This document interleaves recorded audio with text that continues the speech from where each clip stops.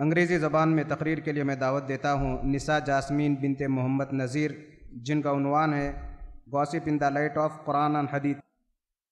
अस्सलामु अलैकुम वरहमतुल्लाहि वबरकातुहू। अल्हम्दुलिल्लाहि रब्बिल आलमीन वस्सलातु वस्सलाम अला रसूलिहिल करीम, अम्मा बाद। फ़क़द क़ाल अल्लाहु तआला फ़िल क़ुरआनिल मजीद वल फ़ुरक़ानिल हमीद। फ़अऊज़ु बिल्लाहि मिनश शैतानिर रजीम। बिस्मिल्लाहिर रहमानिर रहीम। या अय्युहल्लज़ीना आमनु इज्तनिबू कसीरम मिनज़-ज़न्न इन्न बअज़-ज़न्नि इस्मुन वला तजस्ससू वला यग़्तब बअज़ुकुम बअज़ा अयुहिब्बु अहदुकुम अन यअकुला लहमा अख़ीहि मैतन फ़करिहतमूहु वत्तक़ुल्लाह इन्नल्लाहा तव्वाबुर रहीम। A hearty and a warm welcome to dignified principal, honorable teachers, lovely parents, and my dear friends. I would extend a special warm welcome to the father of Jamia and the chief guest. Let me start with thanking my mentors to have given me this opportunity to address you all. Today I am here to present you all about gossip in the light of Quran and Hadith. Backbiting or gossip means that a man mentions something about a person which is true behind his back. The above definition can be confirmed by Prophet Muhammad sallallahu alaihi wasallam's hadith. It is mentioned in Muslim hadith narrated by Abu Hurairah radhiyallahu ta'ala anhu. The Prophet Muhammad sallallahu alaihi wasallam said, "Do you know what backbiting or gossip is?"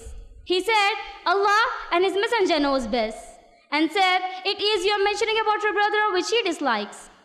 Someone asked, "What if what I say about my brother is true?" Then he said, "If what you say is true, then it's a gossip, and if it is not true, then it's a slander." Text from the Quran which indicates the prohibition of gossip in Surah Hujurat, verse number 12, Surah number 49. Ya ayyuhalladhina amanu ijtanibu kaseeran minaz-zann inna ba'za-zanni ismun wa la tajassasu wa la yaghtab ba'zukum ba'za ayuhibbu ahadukum an ya'kula lahma akhihi maytan fakarihtumu wattaqullaha innallaha tawwabur rahim. O you who have believed, avoid negative assumptions. Indeed, some negative assumption is sin, and do not spare or backbite each other. Would any one of you like to eat the flesh of his dead brother? Never. You would abhor it and fear Allah. Indeed, Allah is oft returning and most merciful. And also, Allah subhanahu wa ta'ala has prohibited us to listen to gossip in Surah Bani Israel, verse number 36, Surah number 17.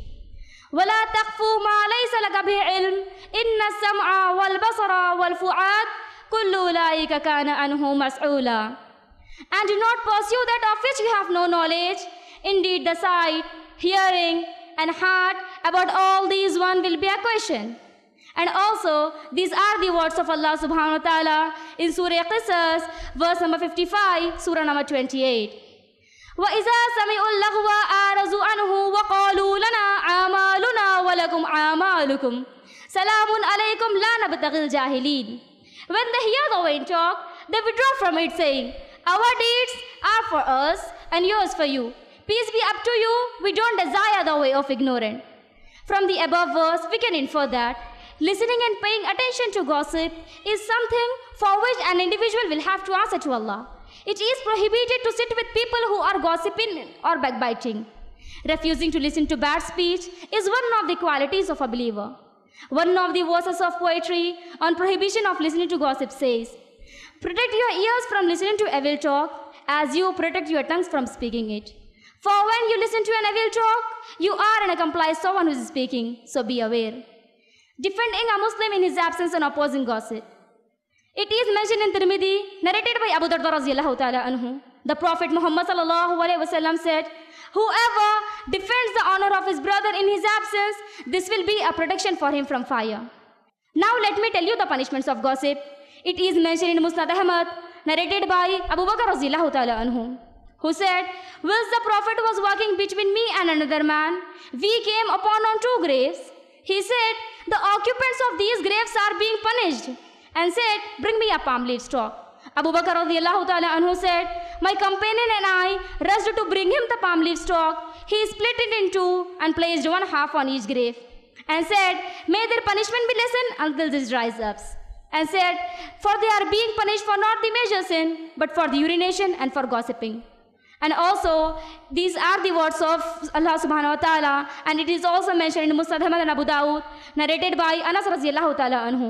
The Prophet Muhammad sallallahu alayhi wasallam said, when I was taking up to heavens, I passed by people who had copper cloths, tearing their faces and chest.